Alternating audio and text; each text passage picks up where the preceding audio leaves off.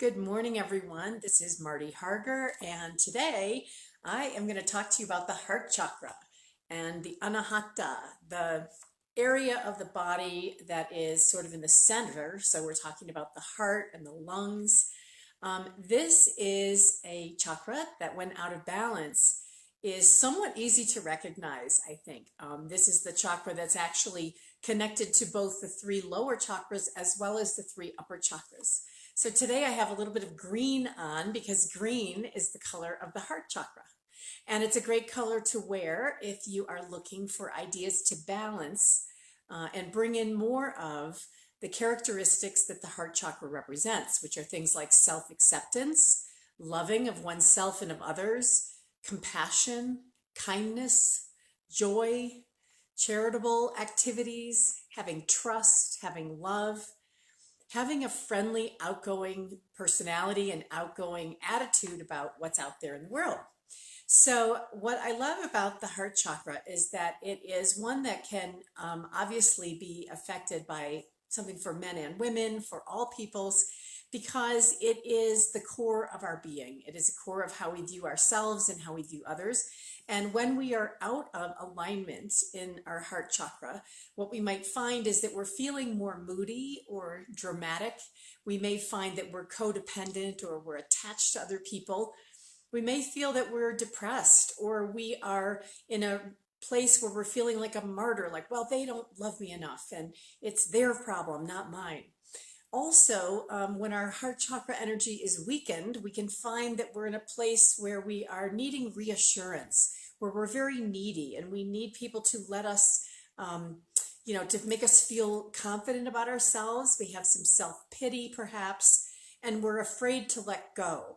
So in this series talking about chakras, what I wanted to try to make sure everybody's aware of is what are the things that are the characteristics we would want more of in the chakra? What are the characteristics that might be a little bit of a signal that we're a little out of balance in that area? And therefore, how can we choose some doTERRA essential oils to bring into our yoga practice and incorporate to try to help bring balance into our well-being? Some of the signs and symptoms you may notice that will be happening if you're feeling out of alignment in the heart chakra are related to all of the issues that happen for the lungs, for the breath, blood pressure, heart-related conditions. Also, though, things like tension and stress and fatigue, that fighting off of trying to keep our distance from people. Now, in the Essential Yoga Program book, we do not specifically talk about chakra workshops, but I want you to recognize that, again, the concept in the book is to take this idea of how to introduce doTERRA essential oils to yourself, your own practice, to a class or a workshop, and how to weave them in to help create a change or an outcome, and to really help people to enhance their yoga practice.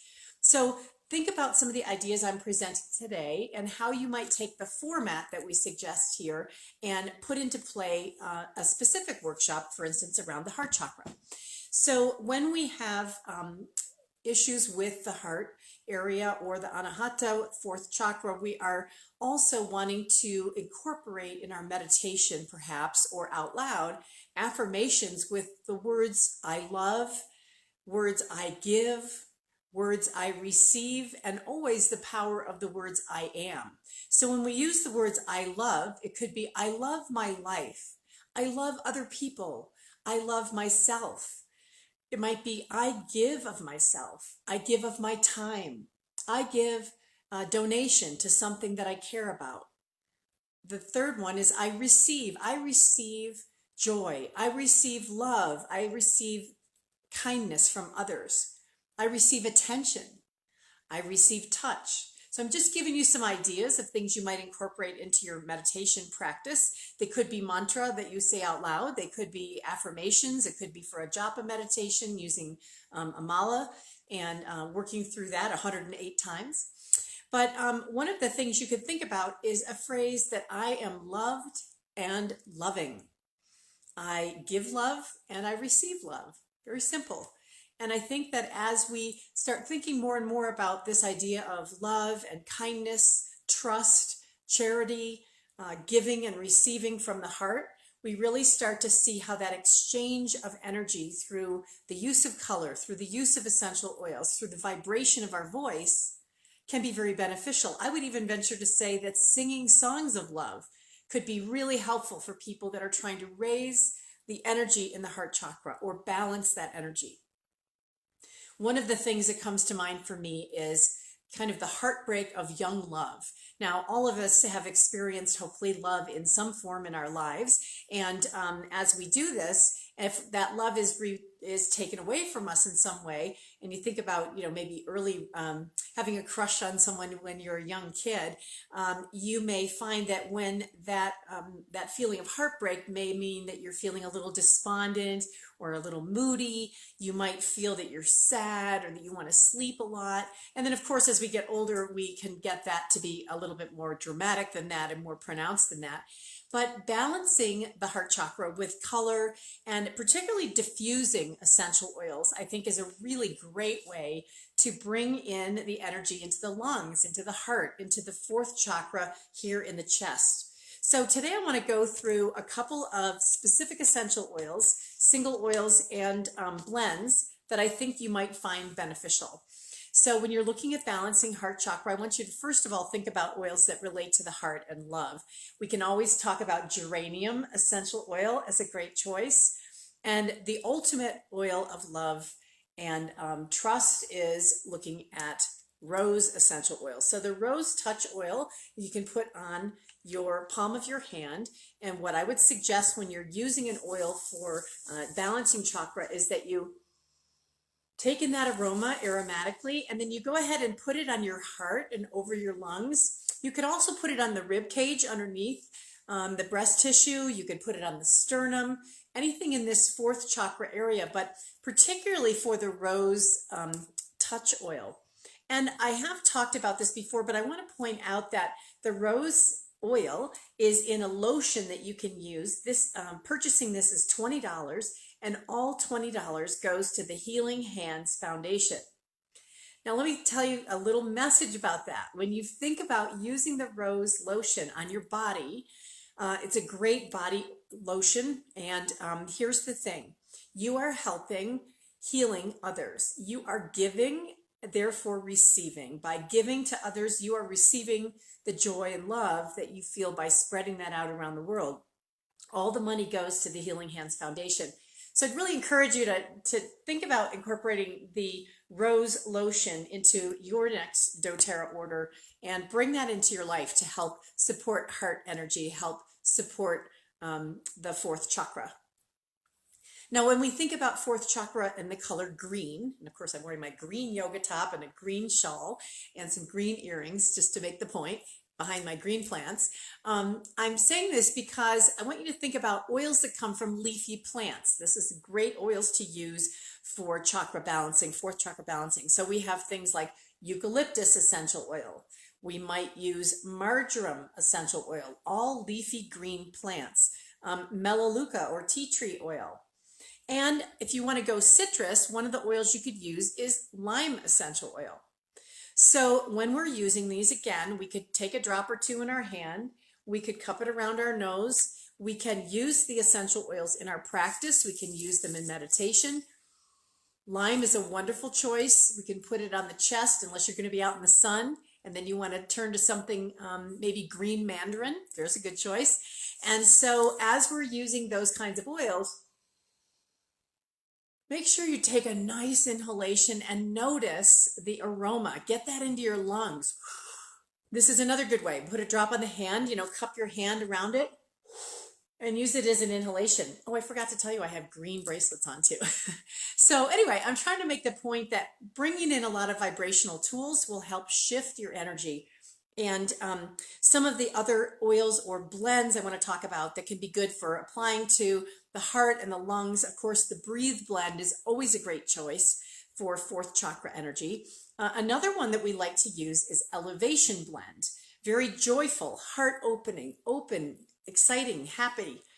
I would tell you that if you are feeling a little overdone with the heart chakra, like you're a little bit excessive, you're moody, dramatic, feeling kind of demanding, the Console blend could be a great choice. It has several of these same oils, including rose in it, that are very helpful to balance that energy if it's excessive. Another blend you may have handy that you could incorporate would be the Clary Calm. Clary Calm has several oils, including rose, and oils that are beneficial to balance the well-being of the body. But I want to talk to you about a special blend that I think is really cool, which is the Stronger blend from the kids collection. Some of you know about this one. This is already diluted appropriately for children. And you know, children need chakra balancing work too. It isn't just for us as adults. And if you're teaching kids in a yoga practice, I just encourage you to make sure that you incorporate some of these children's blends. They're fantastic.